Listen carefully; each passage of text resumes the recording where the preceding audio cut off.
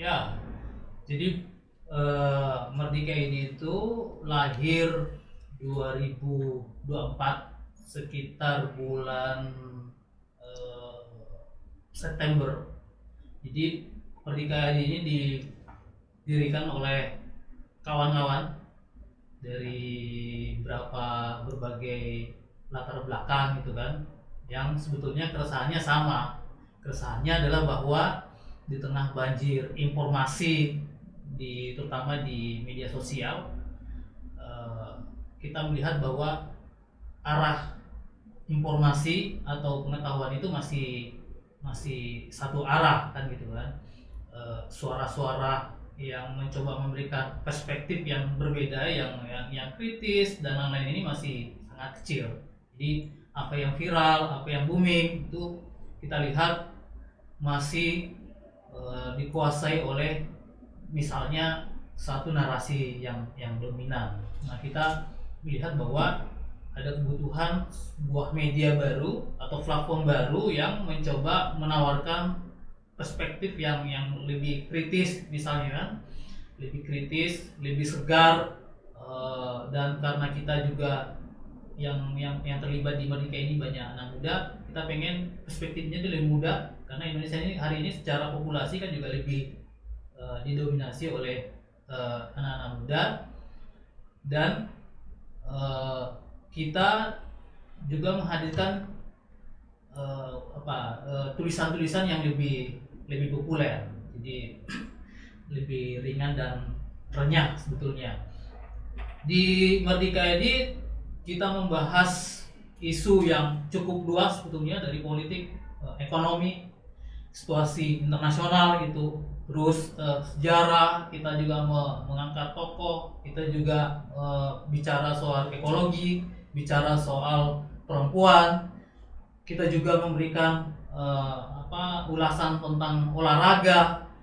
Kita juga punya rubrik khusus untuk anak-anak muda yang kita sebut dengan Muda Merdeka, yang semua rubrik ini itu kita coba sajikan dengan bahasa yang agak ngepop, jadi bahasa yang lebih ringan, populer, tidak membuat dahi kita mengkerut gitu kan. Nah, kira-kira itu yang menjadi misi dari atau latar belakang dari munculnya Merdeka ID.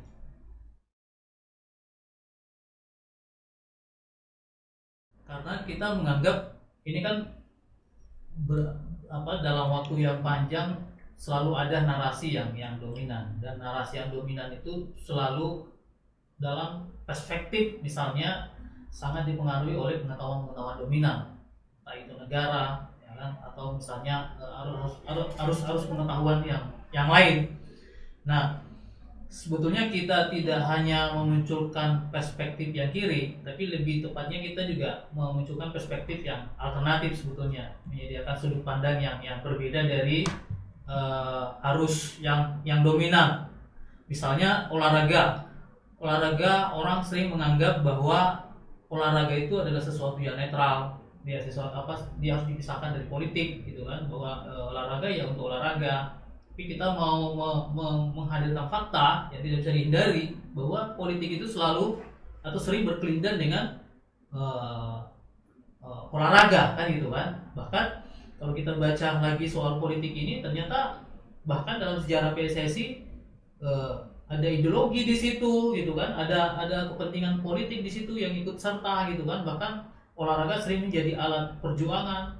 Misalnya sepak bola, baik di dalam sejarah PSSI atau misalnya sejarah klub-klub, banyak klub besar di dunia, itu ternyata juga membawa misi-misi politik, misi-misi ideologi gitu kan, menjadi alat untuk perjuangan dan lain-lain. Jadi kalau dalam landscape Merdeka ini misalnya dalam konteks olahraga, tribun itu bukan hanya tempat supporter, tapi di situ tempat berbagai gagasan, berbagai cita-cita politik, ideologi itu juga hadir di situ. Dan bukan hanya di tribun, biasanya di luar tribun juga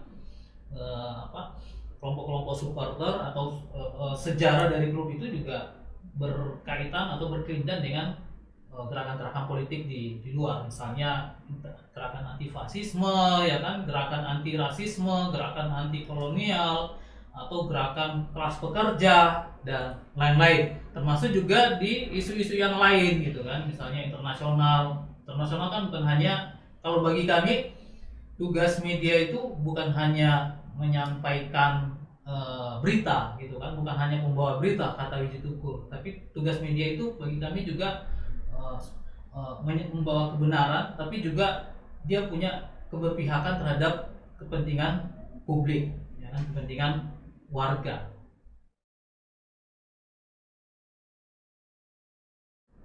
Kata merdeka sebetulnya berasal dari kata mahardika, ada kaitannya dengan merdeka kalau dalam sejarah nasional Indonesia. Jadi merdeka punya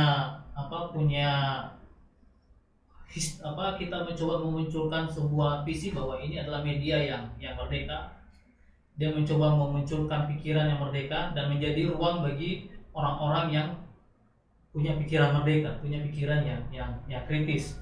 Dengan pikiran yang merdeka, kita berharap bahwa merdeka ini bisa menjadi penyambung lidah atau perpanjangan suara bagi orang-orang atau mereka-mereka atau suara-suara yang selama ini kurang didengar oleh atau kurang diakomodasi oleh media arus utama.